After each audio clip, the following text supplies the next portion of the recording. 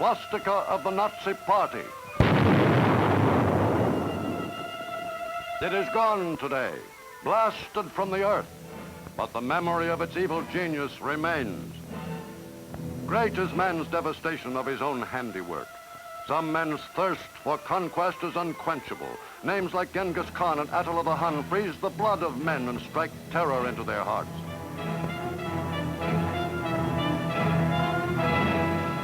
Such a name was Adolf Hitler.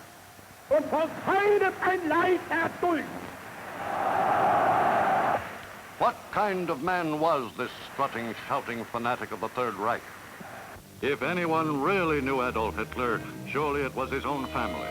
Here is Adolf Hitler's sister today. Her name is Paula Wolf. Let her speak.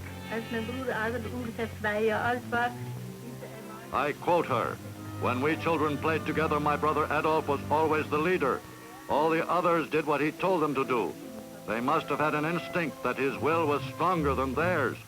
Father wanted Adolf to become a government official as he was himself, but my brother could not make up his mind. He wasn't the type to sit all the time, and therefore, as a government official, he would not feel at home. Und hinter uns kommt Deutschland. Hitler, a faceless nobody, a failure in early life who rose from the depths of a defeated and despairing Germany after World War I and fell at Armageddon years later amid the terrible wreckage of his own creation, the Third Reich. To historians, Hitler's success with the German masses stemmed from his gift of oratory, from his speeches, which had something of Wagnerian music, a foggy conglomeration of gods and heroes and blood and race.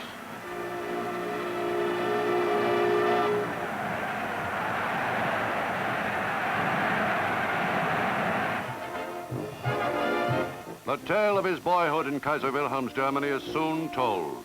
In the city's streets, among the crowd, the camera's eye seeks in vain for the son of a petty customs official.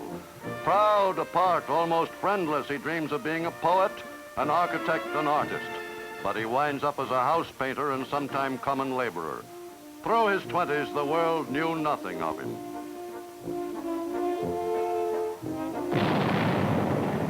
"1914.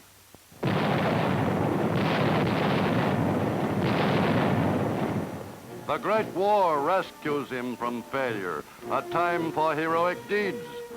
A new symbol, the swastika, rises from black German defeat. Members sign up for the German Workers' Party. The symbol appeals to Adolf Hitler. As a corporal, he had been wounded and gassed in the war, and he soon leads the bitter veterans in the dark days that follow. The parades are an integral part of this new political force, soon to become the Nationalist Socialist or Nazi Party. It is now 1920, and Hitler talks himself into the leadership of the party.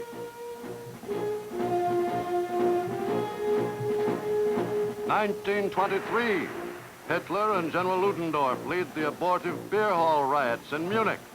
Hitler goes to prison, and the fanatic Dr. Goebbels takes over the party. From headquarters in Munich, Goebbels screams, "We build the Third Reich on propaganda." While the parades go on, Hitler sits in Landsberg prison and writes Mein Kampf, the Bible of the Nazi movement, the answer to unemployment, breadlines, depression. Fight, fight. Julius Schaub, an early follower of Hitler and a fellow prisoner during Germany's days of desperation, talks now. Während unserer gemeinsamen Festungszeit in Landsberg. I quote, "While we were prisoners together at Landsberg, Adolf Hitler spent the mornings working on his book, Mein Kampf. In the evening after supper, when we came together, he used to read us several chapters from his book. There were discussions. The main participants in these discussions were Hess, Griebel, and Dr. Weber. For us young people, it was a training school, if I may say so, because at that time we hadn't realized just what Adolf Hitler was planning to do." Out of prison and now a hero, a happy Hitler resumes control of the party. The fascist salute, borrowed from Mussolini, becomes part of the ritual, along with the banners and the rallies. Other close ties with the Italian fascists are built. Hitler and Rudolf Hess greet Mussolini in Munich, perhaps seeking to learn the way to seize power. The anti-Semite fanatic Julius Streicher is there, and the groundwork is laid for cooperation between the fascists and the Nazis before Mussolini returned to Rome. Behind the pattern of demonstrations, parades, inflammatory speeches, and rituals lies a diabolical purpose. Hitler says in Mein Kampf, man is a fighting animal. A nation, being a community of fighters, is a fighting unit. Any living organism which ceases to fight is doomed to destruction. The present government is weak. Therefore, true Germans must fight this government, conceived in shame and perpetuated in weakness. In speech after speech, Hitler screams his dogma at the German people. Nazi meetings begin to look more like military maneuvers than political rallies. 1928. Hitler has 12 seats in the German Reichstag. By 1930, the world depression is strangling Germany. Hitler now has an ally. Rioting and disorders play into the hands of the Nazis. And by 1932, they hold 230 seats. Violence and intimidation become part of the pattern. Their newspapers, filled with inflammatory propaganda, carry the message. 1932, Hindenburg defeats Hitler for the presidency by a slim margin, the beginning of the end for him.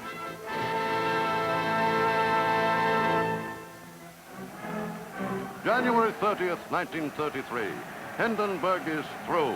Hitler is named Chancellor, and in a torchlight parade, his followers pay pagan homage to the undisputed master of Germany. The Stahlhelm or steel hats, the SS elite guards, and the SA stormtroopers are all there, and they will spread terror throughout the land. Hitler now has the support of the big German cartels. Hitler is now able to put into practice his thesis as spelled out in Mein Kampf, that the aim of all education and all effort is to produce a German who can become a soldier.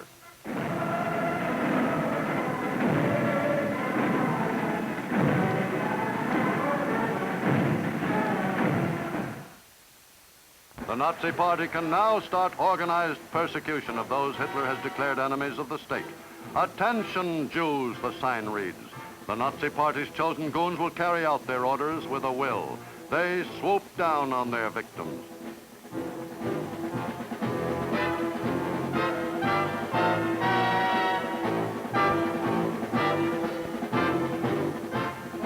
Homes are broken into day and night. Hitler says in Mein Kampf, only the application of brute force used continuously and ruthlessly can bring about a decision in favor of the side it supports. Early in 1933, all meetings of the Communist Party are forbidden in Germany. After the Reichstag fire, 4,000 are arrested and hurled into concentration camps behind barbed wire fences. Brown shirts and black shirts join in these roundups. Up to the time of Hitler's appointment as Chancellor, control of the Prussian police has rested in the hands of the President. Now that is ended.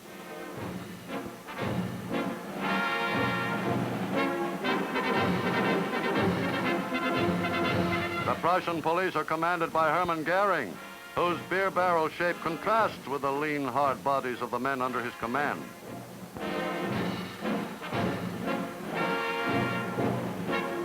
But there's not to reason why or to question the will of the Führer.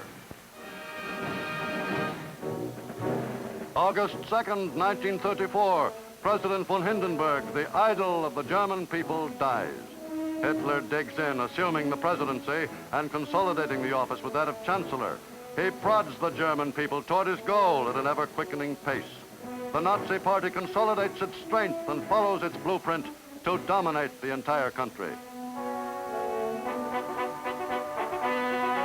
Hitler begins to acquire the glassy stare of the self-convinced messiah and has already become a total dictator. Several months earlier, he told a dismayed Reichstag the details of his first bloodbath.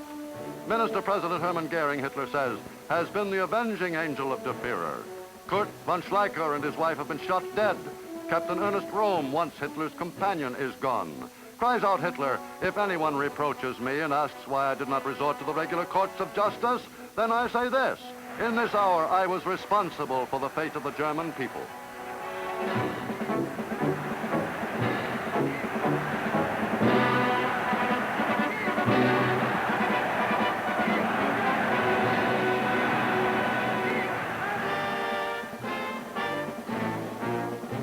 A large standing army is forbidden by the Versailles Treaty, but for a long time the Nazis have managed to circumvent this.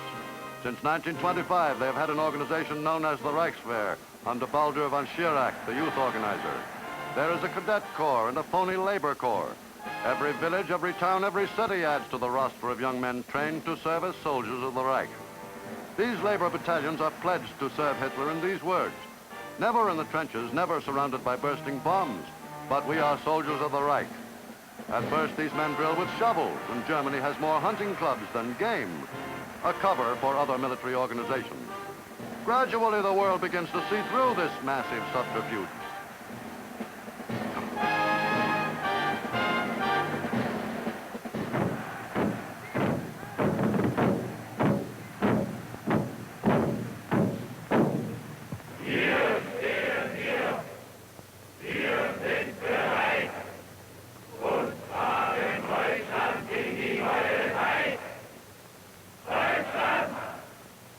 Kamerad, woher stammst du?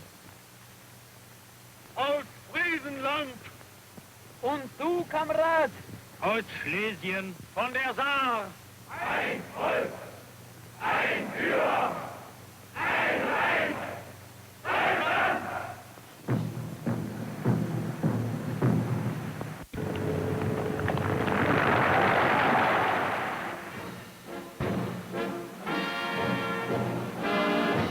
Increasingly bolder with each passing day, the conspirators against world peace soon are strong enough to forget the false labor battalions and the phony shovels. Armed with real guns and striding along in new uniforms, they are a finished fighting force.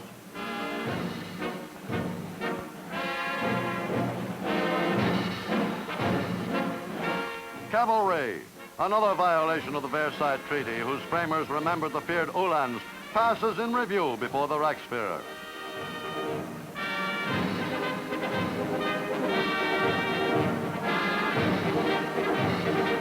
Panzer cars begin to appear. As time passes, the goal, world conquest, seems closer.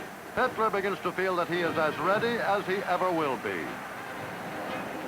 March 7th, 1936, he announces his troops will reoccupy the demilitarized Rhineland.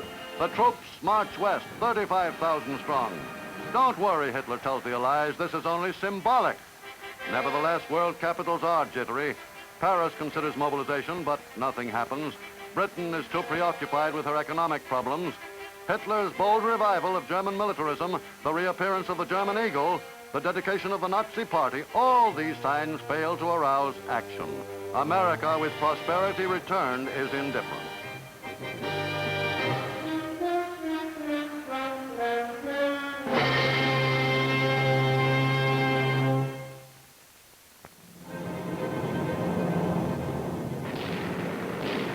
By 1938, Hitler has an air force of 1,500 first-class fighters, tanks and panzer cars for his slick motorized divisions, and 3.5 million trained soldiers. March 11th, 1938, Der Führer makes his first move across traditional German borders.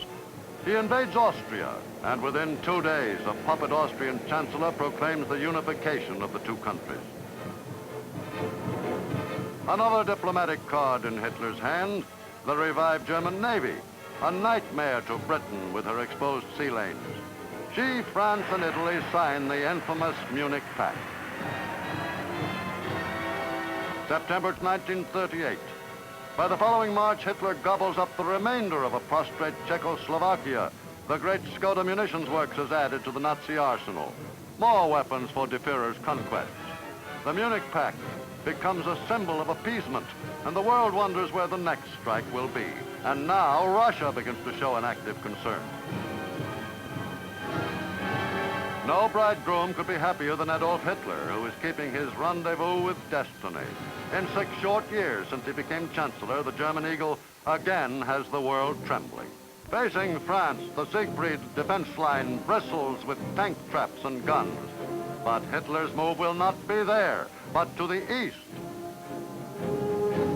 Yes, Poland is the next target.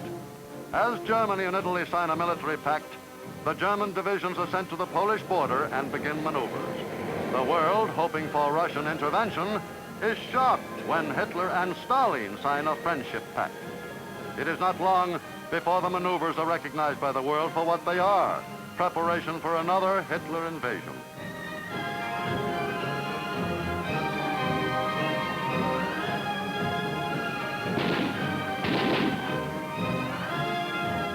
To the Polish border, Hitler has sent divisions of cavalry to cope with the Polish mud when it becomes too difficult for the mechanized divisions. Everything goes according to plan. Out of the youth groups have come divisions of hardened soldiers ready to die for the fatherland. Out of the young groups of athletes who practice jumping come the tough paratroopers ready to strike with lightning speed. From the glider clubs, supposedly sports clubs, come the trained pilots to man the Messerschmitts.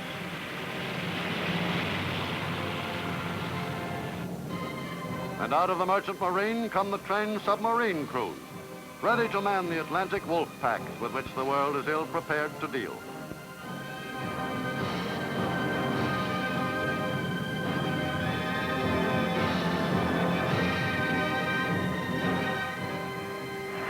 Yes, the youth groups are serving their purpose in the Nazi master plan. September 1st, 1939. Germany's radio stations crackle out the warnings, "Stand by, something big." Inside one heavily guarded studio, the Minister of Propaganda, Joseph Goebbels, speaks. The news is world-shaking. Germany has invaded Poland. Within 2 days, France and Britain have in turn declared war upon Germany. From the balcony of the Reich Chancellery, Adolf Hitler speaks to the people. Let us do duty. He is shocked and furious that the Allies have come to the aid of Poland. There is fighting in the streets of Danzig, desperate fighting all over Poland.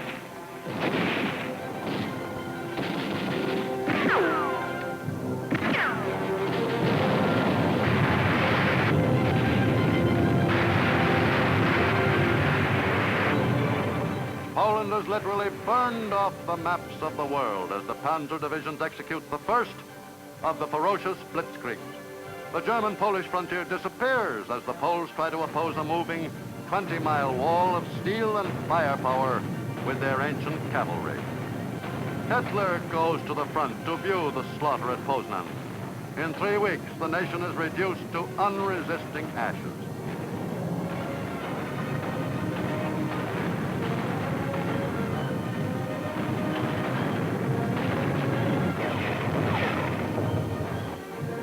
Britain and France had decided to come to the aid of the stricken country, but there is little they can do.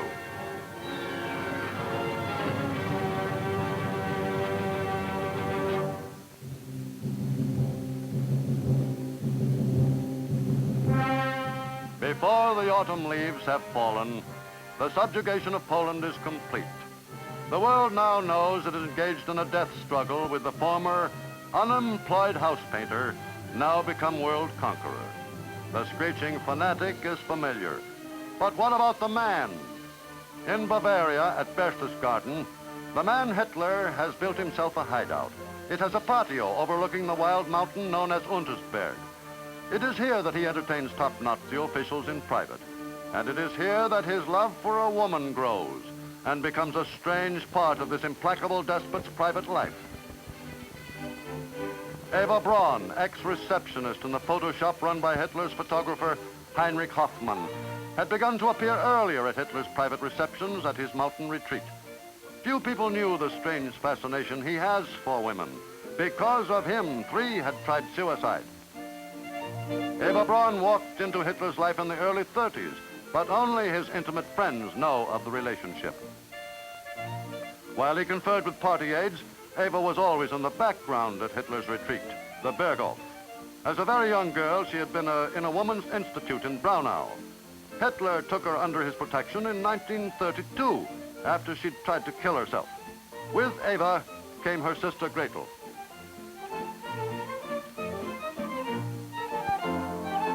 In this beautiful setting, the Polish massacre and the coming war with the Allies seemed remote indeed. A cocktail party atmosphere prevails a great deal of the time. Minor party officials whose names are lost to history are there chatting with the Führer, as Eva and her sister and friends provide almost comic relief. And looking at her, one might be inclined almost to pity her. Poor girl, scarcely more than a child, and flattered by the attention of the ruler of her country, she can hardly be expected to act differently. She came from the same humble background as Hitler himself, a possible explanation of his preference for her. The wife of the Führer's adjutant, Frau Schaub, sheds a new light on the love life of Germany's master. There was, after all, Hitler the ladies' man. Das Gerücht, dass Adolf Hitler Frauen gegenüber. She says, those rumors that Adolf Hitler was supposed to be abnormal over women are false. As the wife of a man who was his adjutant for 20 years, I had numerous occasions to watch him in private, and also when in the company of ladies. I can assure you that he was definitely a very normal man. He loved women and loved to be in the presence of feminine beauty. I know all about the relationship between him and Eva Braun from 1931 right up to the end. And I also know about many other love affairs.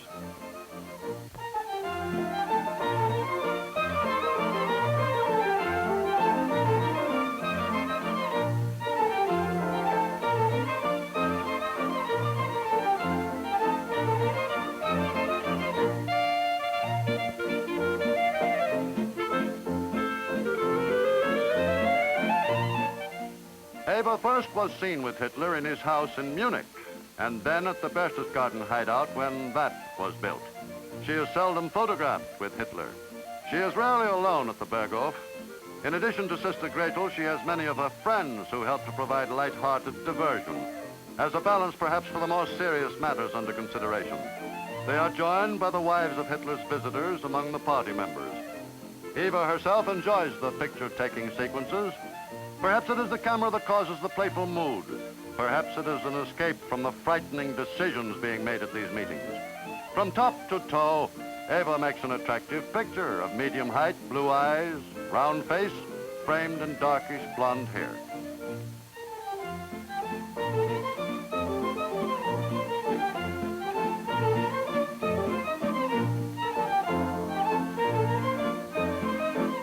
We have no comment from Hitler about his sweetheart. From others come varying opinions. Says Heinrich Hoffmann, who discovered her, she is an ordinary, pretty little shop girl with all the frivolity and vanity of her kind. To Dr. Goebbels, she is that stupid flapper. Knowing how Hitler despises fatness in any form, Eva spends a few hours a day in exercise.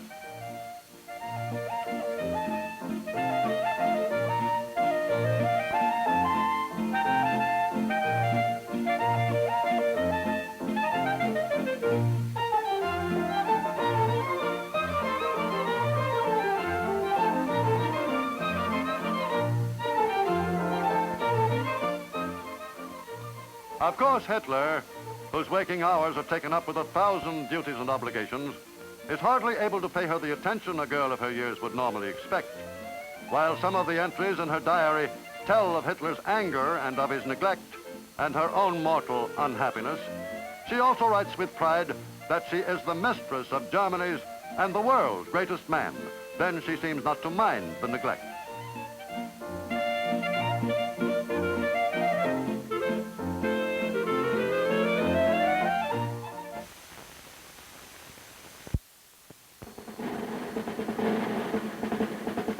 In the Berghof, the housekeeper has long been Frau Raubel, who is Hitler's half-sister.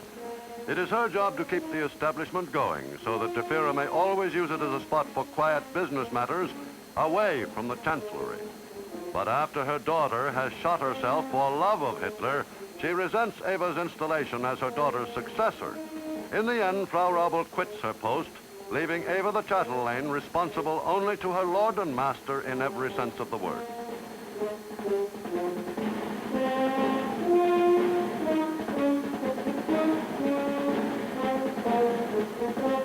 Over the years, Hitler's bodyguard, the brutal Martin Bormann, turns the Berghof into a second chancellery, which is always awaiting guests.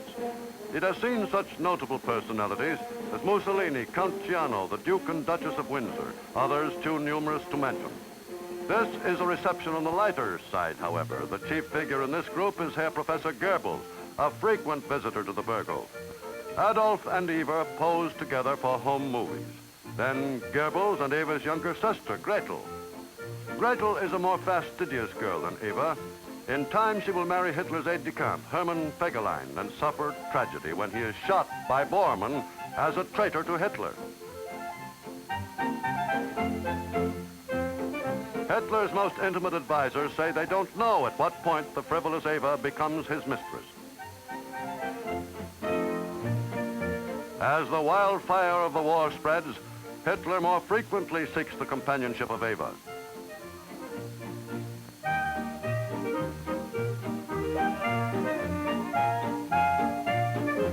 There has been gossip about Hitler and Eva being the parents of a child, but it seems untrue.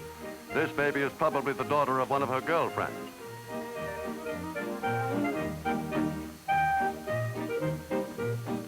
Here is the Führer in a happy mood.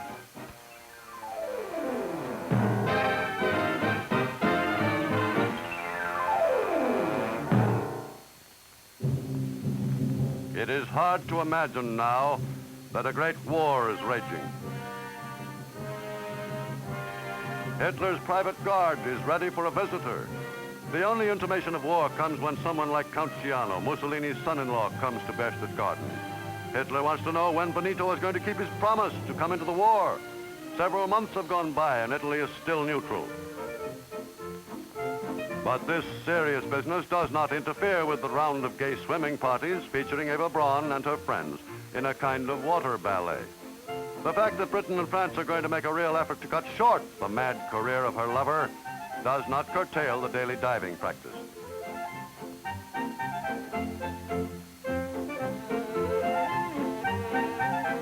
The picnic lunches featuring Das Gut Lager beer.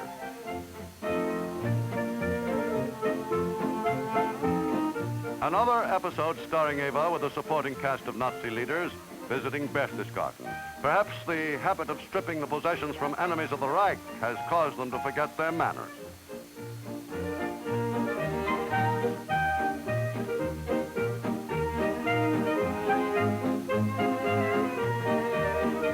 The girls at the Berghof are always willing to provide amusement. These lakeside frolics are some relief from the other business of the Berghof, the planning of world conquest.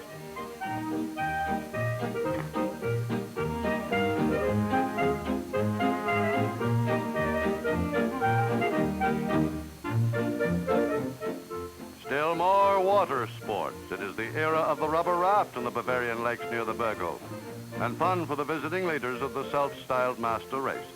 Far different from the rubber rafts which are floating in the vast areas of the Atlantic with their human cargoes consigned to the sea by Hitler's roving deadly submarine wolf packs.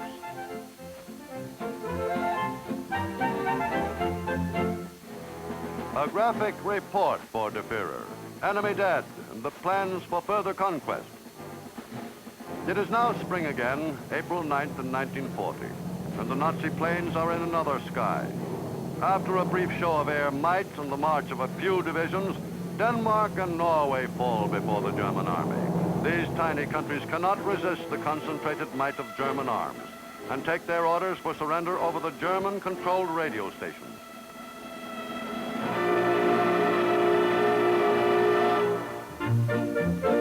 But even Hitler's attempts to remake the map of Europe brings few changes to Berchtesgaden.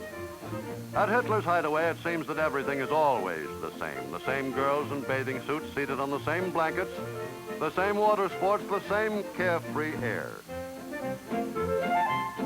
But not entirely.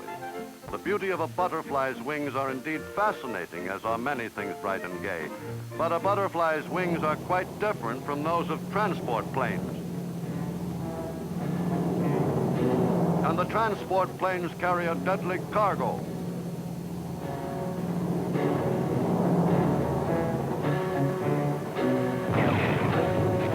With blinding swiftness, the chain lightning of the Panzer strikes into Holland.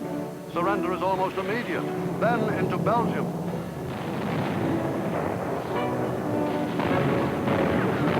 The British are rolled up at Dunkirk.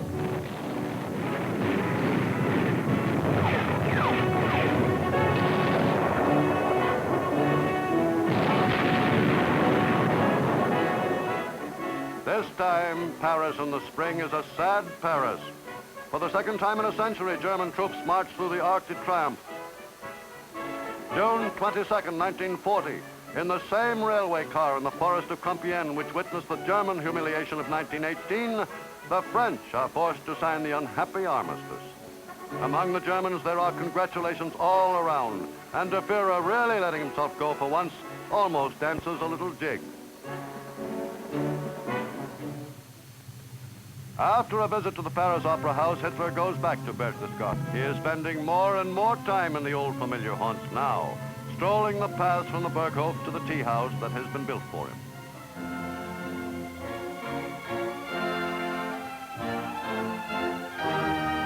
And Eva is less alone than she has been in earlier years. Under the impact of the tremendous events that rock the world, Eva is undergoing a change. She senses the role she plays in her lover's drama, and this time, with Julius Streicher as guest, she acts with more dignity.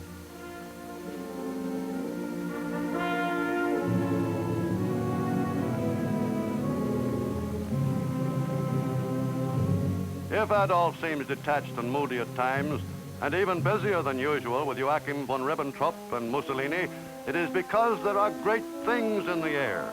Everything is pointing to a blow at England, the bases in France and Norway, the air battle over Britain. But Hitler has other plans, known only to his intimate advisors, such as Joseph Goebbels and Heinrich Himmler.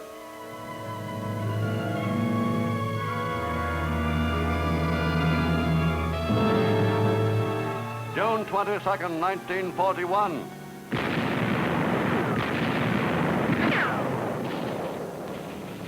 Three great Nazi army groups crash into Russia on a vast front from the Gulf of Finland in the north to the Black Sea on the south. The world is shocked. No one has expected this. Hitler and Stalin have been allies. They have split up Poland. They have signed a mutual assistance pact. The drive carries deep into Russian territory.